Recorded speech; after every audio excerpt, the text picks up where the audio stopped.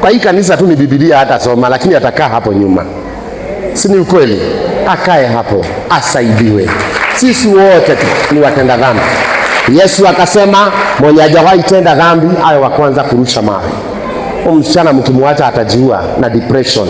Nyumba atalipa na nini? Si wache akae hapo nyuma.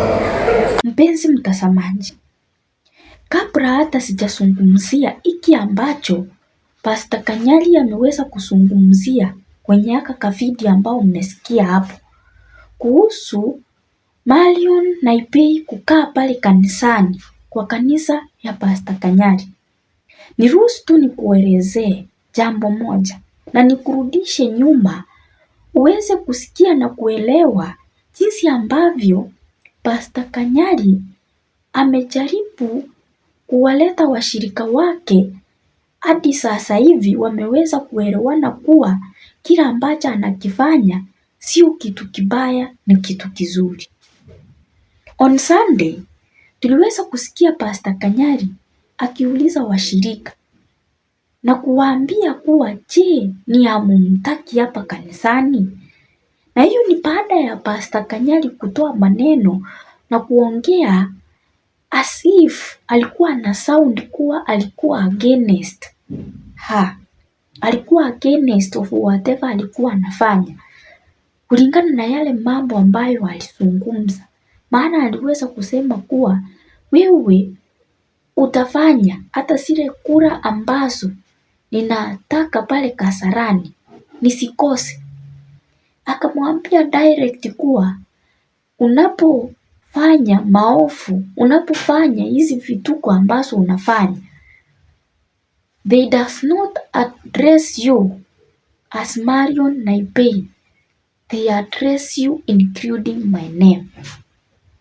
Ndio baadaye tukaweza kuona Pastor Kanyari akiuliza washirika wake kwani hamumtaki hapa kanisani, ambapo the response, there are some who said yes, we don't want her, there are some who said let her stay.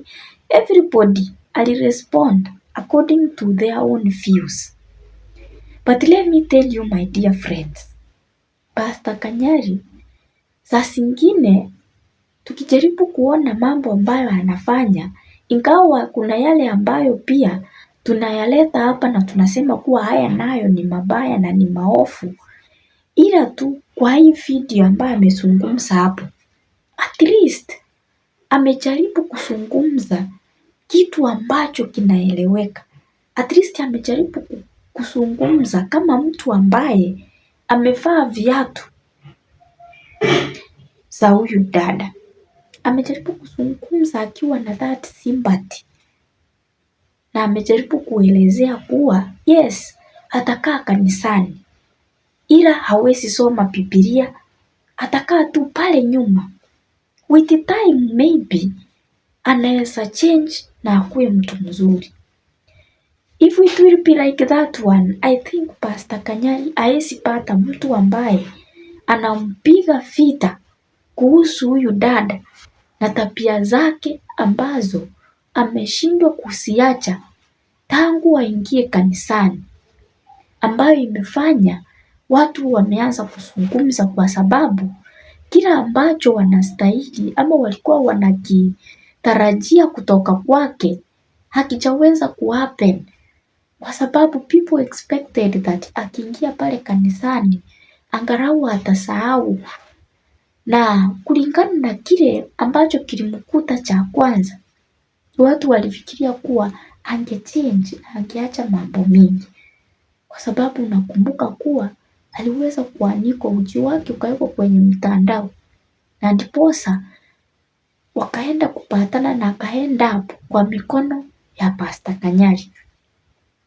Hilo watu walijaribu kulifikiria na kusema kuwa sasa huenda huyu mwanadada akabadilika, huenda akaacha mambo mingi akamrudia na pale venye ameingia kanisani, labda huenda akaokoka. Lakini hivi karibuni kwa yale mambo ambayo aliweza kufanya, kwa yale mambo ambayo aliyafanya hadharani kwenye mitandao, ndio yaliweza kuleta haya maneno yote ambao tunazungumza hapa. Yes, ni zile vitendo ambazo alifanya. If she was to go to church, atulie, afanye tu mambo yake, aache raha mingi, kulewa kwingi. Maana kila ambacho personally nimeweza kukiona kwake ni kuwa in the moment analewa, the worst happens. If wange avoid hiyo kulewa mingi, I think angekuwa somewhere better. But hatujasema kuwa sasa atupwe kwa sababu ya vile vitu ambazo wamefanya. Na ndio maana mnasikia Pastor Kanyari anajaribu kumtetea na kusema kuwa hacha akae pale nyuma kanisani. Kila ambacho hawezi fanya ni kusimama mbele, kuhubiria watu, kusoma verse. Hawezi fanya hizo. Ila tu hacha akae pale mbele, pale nyuma ya kanisa. Huenda one day, one time, the spirit ikamtembelea na akaweza kuokoka. That one was good. Personally, kulingana na the statement ambao Pastor Kanyari ameweza kutoa kumuhusu huyu mwanadada, I was very happy with that statement. Kwa sababu we never know. Kila mtu hii maisha hatujui. Kanyari angeweza kumtoa na kumfukuza kanisani akamuita mbaya. I know all of us we know that the church is not for the righteous only. The church is not for those who know what they are doing, those who are righteous, those who does not sin, those who know what they are supposed to do. No. Kanisa inabeba kila aina. Na hiyo ndiyo sababu ya kanisa. It is there to rectify. It is there to ensure that people know what they are doing. It is there to guide those who does not know what to do. Na ndio maana Pastor Kanyari aliweza kutake that opportunity ya kumbeba huyu mwanadada even after baada ya kuaibishwa kwa mitandao na akamleta kanisani. Na kila ambacho amekizungumzia kuwa tukijaribu kumwacha hivyo, kila ambacho tunatarajia is the death, ni kifo, kwa sababu atajiona mbaya. Mmeona already ni maneno ambayo yameongelewa na kanisa imewekwa ndani.